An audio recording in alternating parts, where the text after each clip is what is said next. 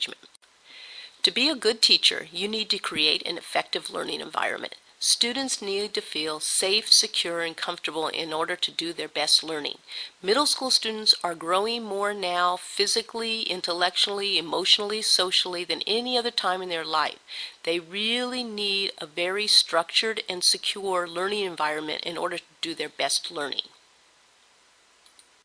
The most important thing when you enter the classroom is to believe. You have to have faith in yourself.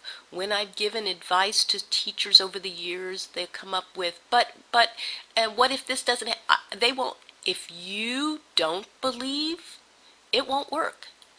Your affect, the way in which you present yourself to your students must convey confidence. When you ask them to follow a procedure, you must believe that there is no other option, and then they will believe there is no other option. Consistency and organization. I will go into more detail about each of these items, but you need to have a seating chart, you need to have your procedures in place, opening activities. I encourage you to overplan and not to rush. Seating chart. First of all, the arrangement of your desks or tables. You need to make sure that every student has access to the teaching focal point. They need to be able to hear and see you. So rows are pretty easy. They're facing the front of the room. If you're going to have tables or groups of desks, you need to arrange it so that every child can turn and see you. Do not set it up where you have a group of 4 desks and 2 students are looking directly forward and 2 students have their back squarely to you. You're setting those students up for failure if you don't give them the opportunity to see you. You choose where the students sit. Some teachers will say, oh, everybody sit where you want. If it doesn't work, we'll rearrange things. No. You want to choose from the very beginning because you want to set the environment from day one. Have the chart ready on the first day. Take your roster. I always put it in alphabetical order so I can memorize names. However you want to do it, but have it ready when they walk into the room. Change the seating often. Middle school kids are pretty social, so you want to change it up every so often to keep them on their toes, so to speak. Let's talk about procedures. Discipline versus procedures. Discipline all by itself just becomes a power struggle between the students and teachers. We're not about fighting with 12-year-olds. We're about creating an effective learning environment. Procedures are just expectations that become the norm. You should have some specific classroom procedures. You should have only 3 to 5 explicit rules that are non-negotiable. Some classrooms might have 10 or 15 rules. That's too much. It's too confusing for the students. Some teachers say, oh, I like the students to make the rules, that they have buy-in. I don't totally agree with that. You could have a discussion with the students and kind of lead them in that direction, but you should have an idea. It's your classroom. You should have very specific ideas of what you expect to happen in your classroom. You know, some examples may be talk and turn, line up in the before you come into the classroom, whatever you think is important for your learning environment.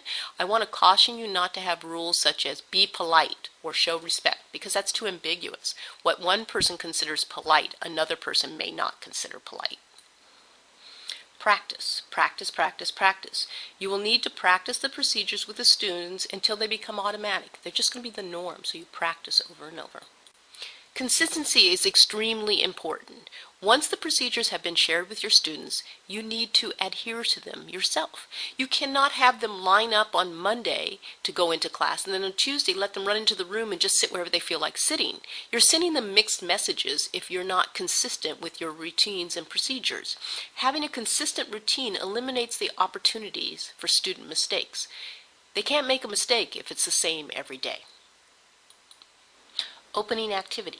Start each class period with the same opening activity every day, the same kind of procedure. That way the students will know exactly what is expected of them and it will become a normal routine. Plan, plan, and plan some more. You want to break the class up into 20-minute chunks. Students will tend to lose it after about 20 minutes, so you want to keep their attention by changing it up. You also want to have backup plans just in case something doesn't go the way you expected it to go. 10 minutes of dead time can create a lot of chaos in a classroom. Also, it's unacceptable to waste that time. Every minute is precious. And do not rush. And what I mean by that is make sure you take the time at the beginning of the school year to really establish your routines and procedures. Some teachers want to jump right into the curriculum because they are frightened that they're not going to cover it all, but I would submit you're going to cover more if you really establish an effective learning environment from the very beginning. Take a few extra days and make sure the students really understand what is expected of them in your classroom. Here are some specific helpful hints. Be present in the classroom. Even though these students are getting physically bigger, they still have a need for attention and reassurance. So really be interested in them whenever they walk into the classroom. Be there. Wait for quiet to talk. Do not talk over the students. This is extremely important.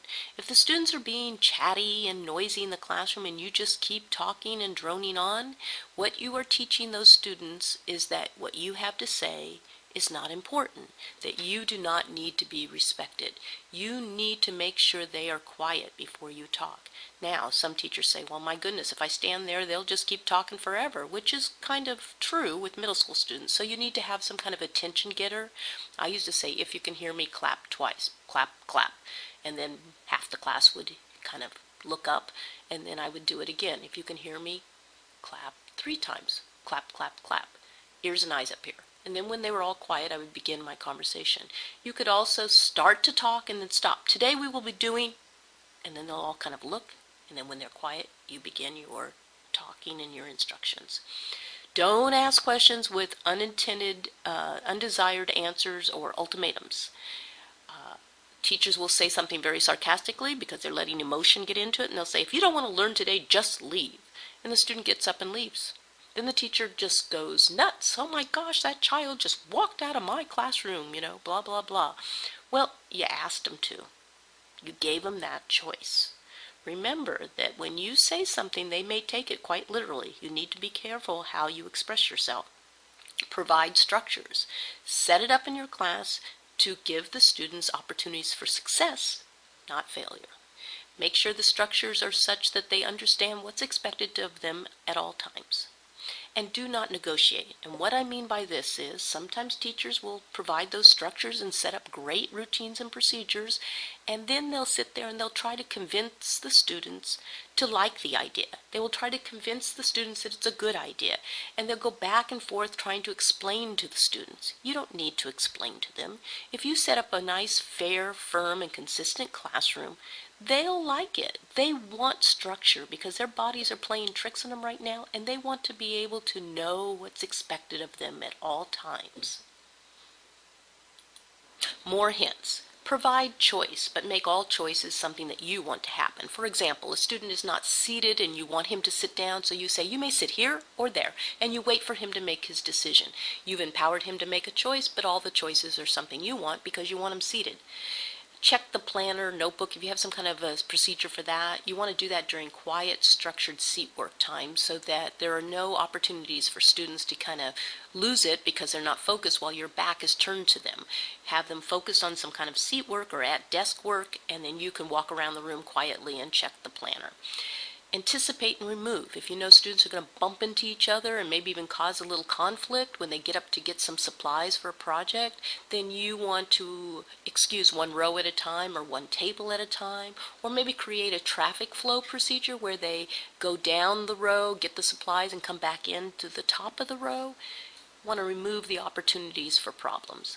Don't take it personal. If a student has given you kind of a hard time that day, remember they're going to leave the room. They're very egocentric at this age. He or she is not going to give you a second thought, and you're going to go home and stew about it and raise your blood pressure. For what? Don't take it personally. They didn't mean it personally. Don't make it personal. Over the years, teachers have wanted me to have revenge on some child and punish them for all this grief.